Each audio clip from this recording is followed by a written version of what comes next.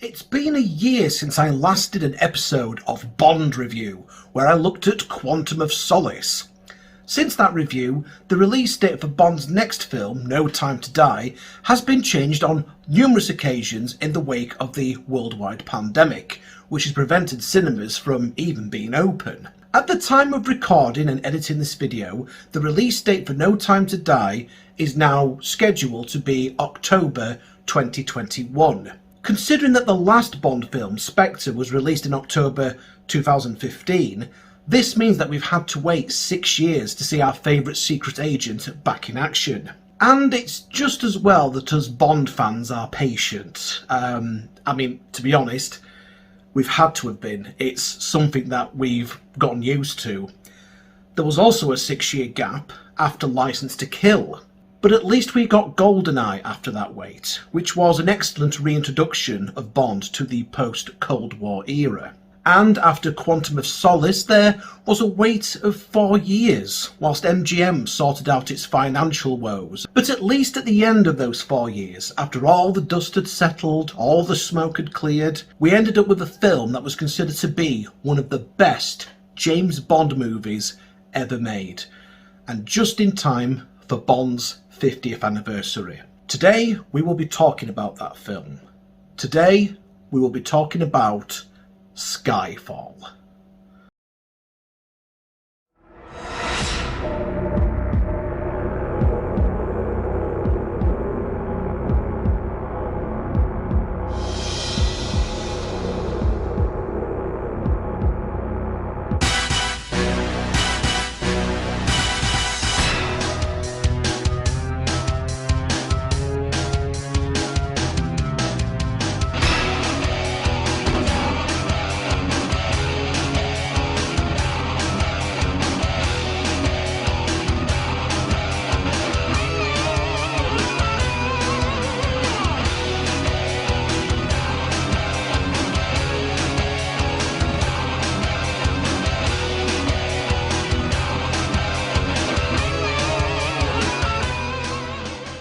It was a fitting title perhaps, as at one point it looked like the sky had indeed fallen on the Bond franchise.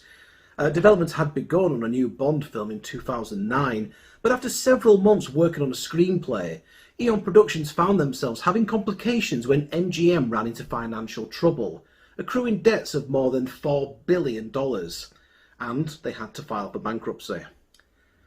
As MGM controlled the rights to the Bond movies, production had to be halted until these issues had been resolved. Now again, this was not the first time that such problems had arisen, and there has been a previous hiatus of 6 years between Licence to Kill and GoldenEye, but at least that hiatus brought about a number of changes to the franchise for good. A new Bond actor in Pierce Brosnan that was very popular, a new political landscape, Barbara Broccoli and Michael G. Wilson coming on as producers. Not to mention that the GoldenEye video game was as big a success as the movie was. Now thankfully this hiatus did not last as long as that, but again it would be 4 years before we got another Bond, which was a massive inconvenience. Despite Quantum of Solace not exactly being that popular, there was the feeling that the Daniel Craig era of Bond had a lot more to give.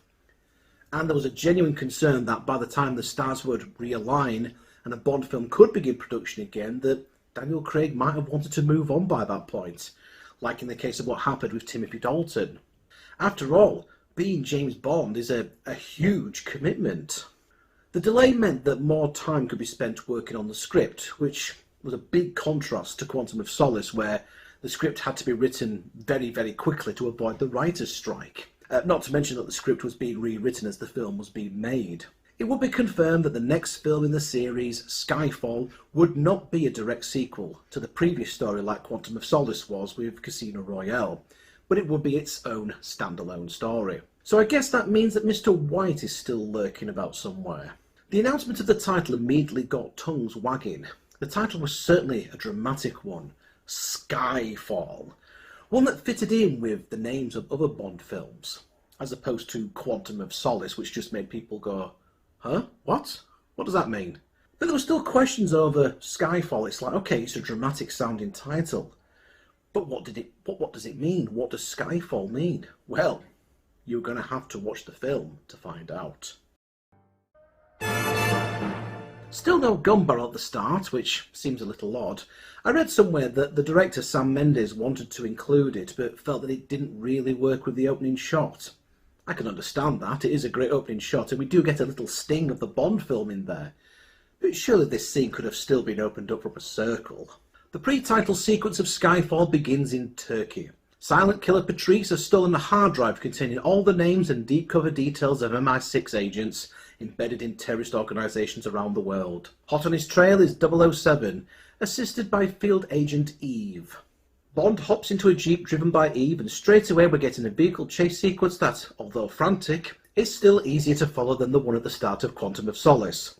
Although this doesn't stop Bond from exchanging a few little quips with Eve over the quality of her driving. It's alright, you weren't using it. I wasn't using that one either. Eve is played by Naomi Harris, and of course, we're not supposed to know that she's actually Miss Moneypenny at this point, but it's fairly well telegraphed here. They're in communication with MI6 headquarters as they chase the assassin through Istanbul, with Bond switching from the jeep to a motorbike to chase Patrice over some rooftops, and continue their pursuit on top of a moving train. Of course, that isn't going to stop Bond, who practically uses the bike as a launch pad to fling himself onto the roof of the train. Despite getting a bullet in the chest, Bond doesn't slow down in his relentless pursuit, and he doesn't have the time to wait for the train to stop so he can get inside it either. So he uses the digger on one of the carriages to cut into a passenger coach. To be honest, we've all wanted to do this when we found ourselves running late for work, haven't we? In the event that Bond is unsuccessful in eliminating Patrice, Eve has a sniper rifle uncertainly trained on the target, whilst Bond is fighting him on top of the train. As Bond is running out of time, and as the tunnel is quickly approaching, Eve is ordered to take the bloody shot by M, despite her not having a clear aim at Patrice. I can't, I'm aiming it, Bond. Take the bloody shot.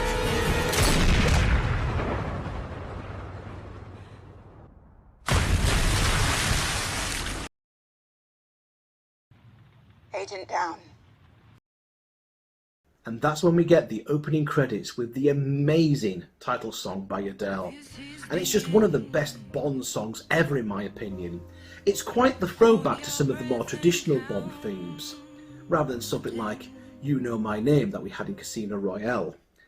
For me, the Skyfall theme is right up there with the likes of Goldfinger. This intro is beautiful to look at, simply put, and we see elements that will appear in the film itself, like the dragons, Bond's bullet wound, and what turns out to be Bond's ancestral home. 3 months later, Bond has been presumed dead, despite MI6 not being able to locate his body. Patrice has escaped with the hard drive, and all attempts to try and relocate him have failed. M finds herself being pressured to retire by Gareth Mallory, played by Ralph Fiennes, the chairman of the Intelligence and Security Committee of Parliament, and a former SAS soldier. She resists, of course, claiming that she's still useful. Well, come on, this is Judi Dench we're talking about, as if she's going to retire. Whilst making her way back to headquarters, M receives a taunting computer message showing that MI6's servers have been hacked, moments before the main MI6 building explodes. Meanwhile, it turns out that Bond is alive and well and has been hiding out in a remote spot in the South China Sea, using his presumed death to retire from MI6. He spends his days and nights having drinking games with scorpions, shagging random women on the beach, and drinking Heineken?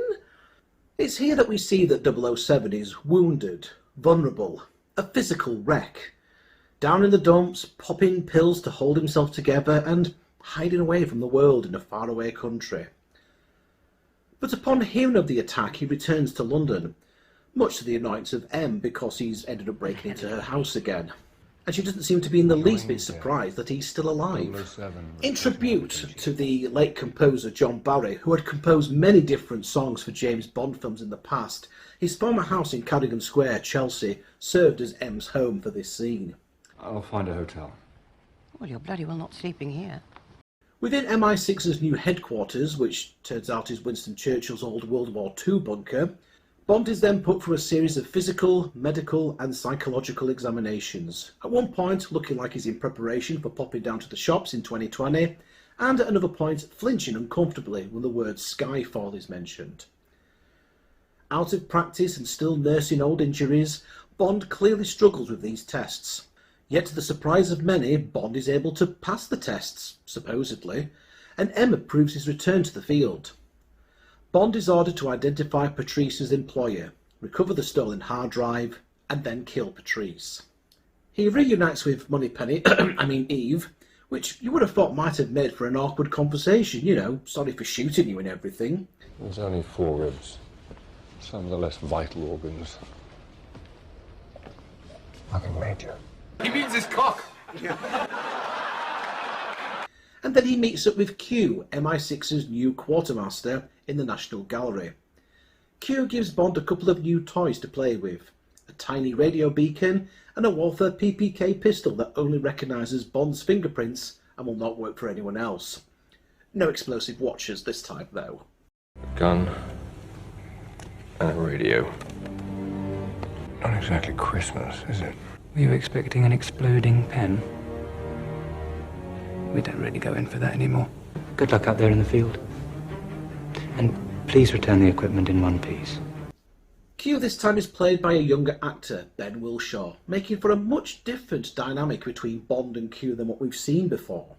Almost like a big brother and a little brother. We're used to Q being this cranky older gentleman that scolds Bond like he's a child. There's some initial suspicion from Bond of, who is this fussy kid with the spots and why is he telling me my job, but they quickly develop a mutual respect for each other.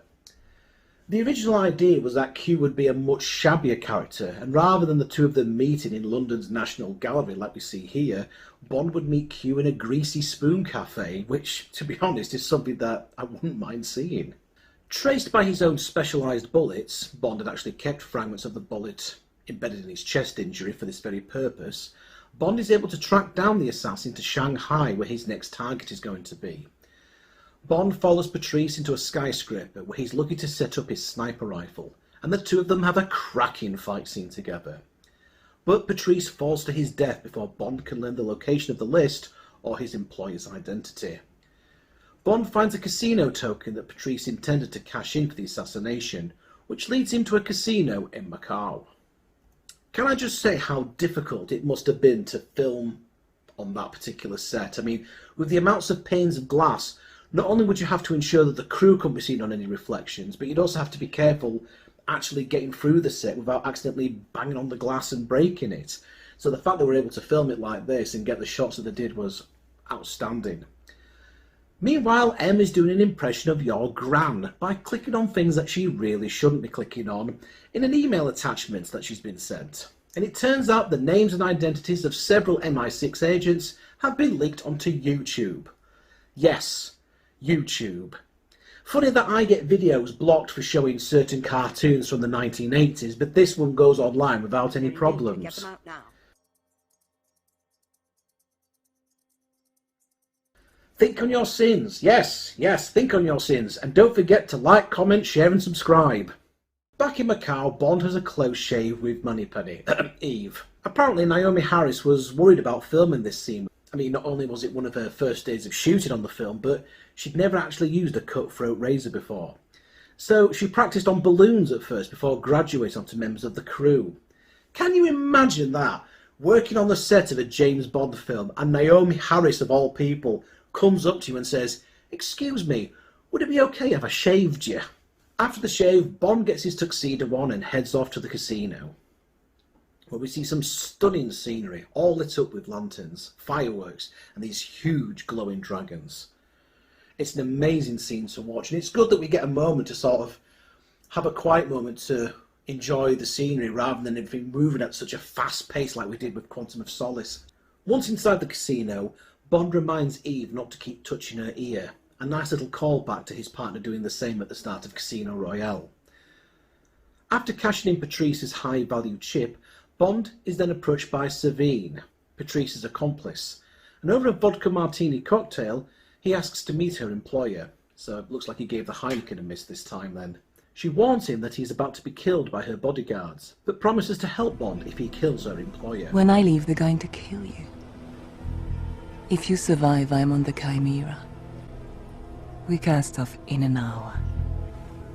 After a scrap of the aforementioned bodyguards and some unexpected help from a couple of CGI'd kimono dragons, something that director Sam Mendes wanted to put into the film that was inspired from the stepping stone crocodile jump in Live and Let Die, Bond and Sévérine hop in the shower together, typical, before travelling by yacht to an abandoned island off the coast of Macau. There the crew take them prisoner and delivers them to Sévérine's employer and the main villain of the piece, Raul Silva, the cyber hacker behind the MI6 explosion and the theft of the hard drive. And it has to be said, he gets one of the best Bond villain introductions possibly ever. In the first draft of the script, the villain was simply called Javier Bardem, in anticipation of casting the actor in the role. It turns out that Silva is himself a former MI6 spy, and he mocks Bond's loyalty to Queen and country, and intimates that Bond has been used callously by M, just like he was. He even demonstrates this by revealing to Bond exactly what he scored in his evaluation tests. Silva is meant to be an evil, mirrored reflection of Bond, someone that matches him for skill and experience. He's like the Master to Doctor Who, Moriarty to Sherlock Holmes, one that matches the hero for intellect, knowledge and skills, but uses that for darker purposes, a mirror image of the hero, something that the hero could end up becoming if he cast aside his beliefs and his morality. He's equal, but also his opposite. Both Bond and Silva seemingly came back from the dead. Both of them were betrayed by their mother figure. Both of them are after revenge, and, as Silva's story goes, both of them are the last two rats on the island. Silva reveals to Bond the scores that he really got for his physical and mental evaluations that show that Bond was unfit to return to service. He then proceeds to interrogate Bond by touching him up? How you're trying to remember your training now? What's the regulation to cover this? Well, first time for everything. Yes. What makes you think this is my first time? Oh, Mr. Bond. No, not your first time being interrogated, no, Bond, but it's certainly better than how your previous interrogation went. Remember that?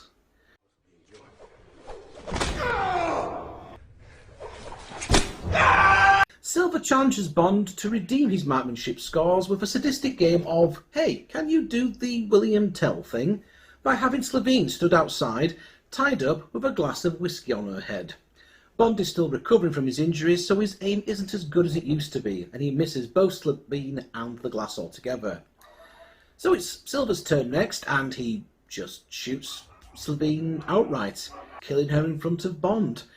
You know, I don't think he's quite understood the whole William Tell story there.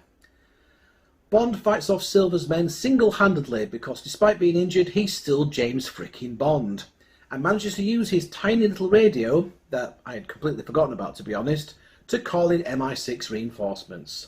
Silva is taken to MI6's new underground headquarters, which looks like it's kept Magneto's old prison cell from X-Men 2. It is there that Silva is revealed to be Diego Rodriguez, a disgruntled Hong Kong-based agent given up to the Chinese by M when he went rogue and tried to sabotage the 1997 handover.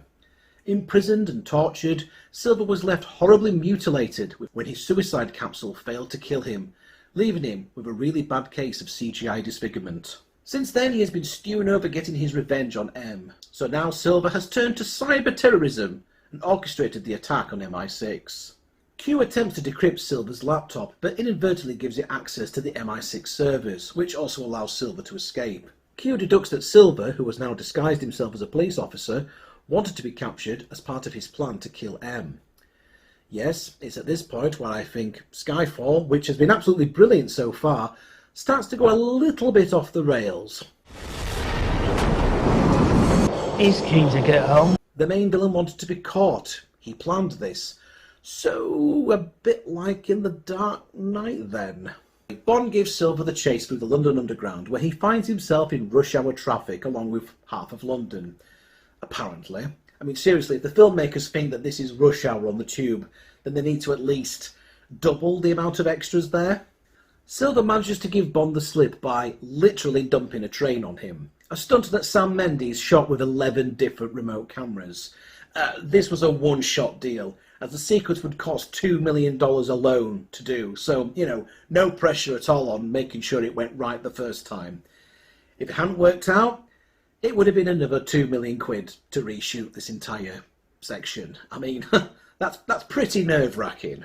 From there, it's a race against time as Bond tries to intercept Silva on his way to the Houses of Parliament, where M is present for a House inquiry.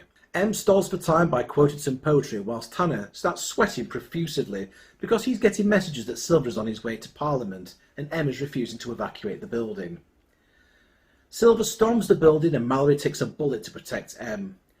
Bond, Moneypenny and others soon arrive on the scene and we get a thrilling shootout all in this one room. Bond saves the day, of course, and Silva is forced to make a hasty retreat. Tanner escorts M to a getaway car, only for it to drive off without him, and he doesn't even attempt to go after it. I mean, it could be Silva in that car for all he knows. Some bloody chief of staff he is. But of course it isn't Silva driving M away, it's Bond, but not before Bond switches to another car.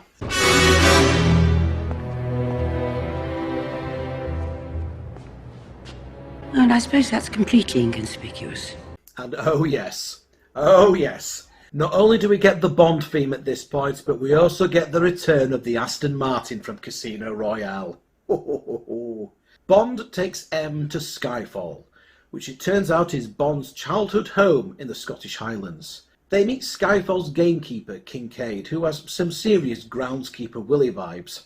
The rumour was that Kincaid was originally going to be played by Sean Connery, which would have been tremendous, so it's a shame it didn't happen, really. Working with Tanner and Q and, from the sidelines, Mallory, Bond hopes to lure Silva to Skyfall and use the home ground advantage. Bond, M and Kincaid make preparations for the predicted attack, including putting together lots of nasty-looking booby traps, like an even more violent version of Home Alone. Silva sends a wave of men, but they're fended off by Bond, M, Kincaid and even the Aston Martin, which it turns out has been kitted out with some weaponry since we last saw it. Our heroes manage to kill off most of Silva's henchmen, but M is wounded during the battle. Silva himself then shows up to the party, making his arrival by helicopter, and he's brought grenades, more men and some heavy weaponry, which he uses to blow up not only Skyfall, but the bloody Aston Martin as well. I mean, that's just crossed the line now, hasn't it? Bond sends M and Kincaid through an old priest hole to escape to a nearby chapel. As the house is destroyed, Bond also makes his escape. Silva survives the destruction of the house and follows Kincaid and M to the chapel with Bond in hot pursuit, who gets delayed by having an intense underwater fight. In a thrilling final confrontation, Silva forces his gun into M's hand and presses his temple to hers, begging her to kill them both.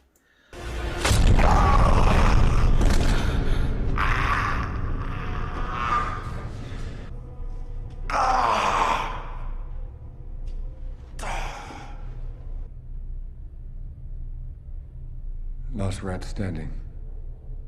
Bond arrives and kills Silva by throwing a hunting knife into his back, showing that the old ways are the best, something that's become like a reoccurring theme throughout the film. But M, wounded in the battle for Skyfall, finally succumbs to her injuries and dies in Bond's arms.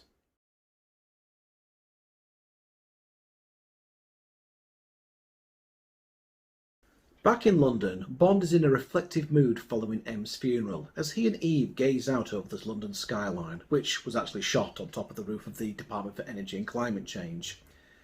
Eve introduces herself properly to Bond, where it is revealed that she is indeed Miss Moneypenny. Bond is set to meet the new M, Gareth Mallory, in his wood-panelled office, which will look very familiar to fans of classic Bond. They both agree that there is lots of work to be done, and that Bond is ready to return to work with pleasure. As the film ends, it does seem that this is supposed to lead up to the start of the classic series, i.e. Dr. No, with Moneypenny and the male M established, and 007 ready to get back to work. It gives the impression that Dr. No, etc. happened next. The release of Skyfall also coincided with the 50th anniversary of the series, which began with Dr. No in 1962.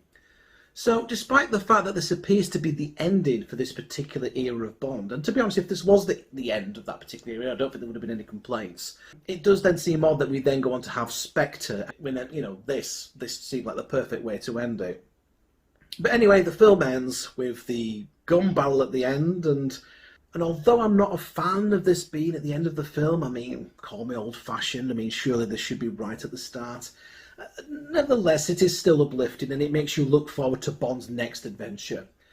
Unlike in Quantum of Solace, where it just came off as extremely jarring after such a quiet, sombre ending. Now, this falls back to my questions over this era of Bond that I mentioned during my Casino Royale review. Is the Daniel Craig era a prequel to the rest of the Bond series, or is it a reboot? And if it is a reboot, then why was Judi Dench still cast as M? Well, after doing a little bit more digging, I can now answer that particular question. It was for one simple reason. Judi Dench was incredibly popular as M. Dench's tenure in the James Bond franchise is truly impressive. She's appeared in 8 movies, including a video cameo in Spectre, which means that she's played M more times than any James Bond actor has played 007, with the rumour that Dench will also cameo in the upcoming No Time to Die, further added to her impressive record. She'd become as much of the DNA of the James Bond franchise as the gadgets, the theme music, the gun barrel sequences, etc. For generations of fans, Dench was M, and to this day she's still the first and only woman to have played the role of 007's boss. From her first appearance as M in GoldenEye, Dench won over audiences with her performance, especially when she asserted Brosnan's 007 as a sexist, misogynistic dinosaur, a relic of the Cold War whose boyish charms are wasted on me. It's not surprising that the runaway success of Dench's M was something that Bond producers Barbara Broccoli and Michael G. Wilson wanted to maintain, especially considering the initial controversy over Daniel Craig being cast as 007 for Casino Royale. Considering the uncertainty of whether audiences would accept not just a new Bond but a complete reboot of the films, Bond's producers and Casino Royale's director Martin Campbell, who had also previously directed GoldenEye, wisely decided not to also replace someone as beloved as Judi Dench. They wanted the familiar face of M to be there to help the fans accept the new James Bond. The M that Daniel Craig's younger James Bond took his orders from had no prior history with 007, and so their relationship was very different. Although M was still his boss and would give him a right royal bollocking at times, this version of M behaved more like a surrogate mother to Craig's version of Bond, and that respect and affection was mutual. In Skyfall, we see that affection far more blatantly than before. Bond took it upon himself to personally protect M from Silva, and he was absolutely crushed when she died at the end of the film. This also makes Dench the only M to have an on-screen death in a Bond movie. Skyfall was great. It genuinely felt like a proper Bond film, and it exceeded all expectations. It does seem to become some sort of weird hybrid of The Dark Knight and Home Alone after Silva escapes, but as a celebration of 50 years of Bond, this was absolutely superb, making more money than any other Bond film in history, and no doubt securing the legacy for another decade at least. Critically, the reviews had never been better. Skyfall was nominated for a total of 5 Oscars, winning 2, one for Best Achievement in Sound Editing, and a second for Adele's song, which she performed live at the Oscars on the 24th of February 2013, during a ceremony that paid homage to Bond's 50th anniversary, which also included an appearance from Shirley Bassey herself, singing Goldfinger. Adele's title track would go on to win more prestigious records, including a Grammy and a Golden Globe. It was definitely Craig's finest performance as Bond up to this point, as he really got to show off a wide variety of emotions, from his moodiness at the beach to his comical one-liners, to his utter despair at M dying in his arms. Judi Dench also delivered by far her greatest M performance ever. Javier Bardem must now go in the top 10 list of greatest Bond villains ever, with a performance that is both suave and sophisticated, and yet also creepy and uncomfortable. When asked over what direction the Bond film should go next, Craig said, "I don't want to do ludicrous, we've got to keep that in reality. But Christ almighty, the world is fucking weird. And if Blofeld suddenly turned up again, it wouldn't be a bad thing." Blofeld, indeed. But that's something we'll talk about next time. So, until next time, think on your sins. And don't forget to like, comment, share and subscribe. Seriously, I wonder how many subscribers Silva had on his YouTube channel.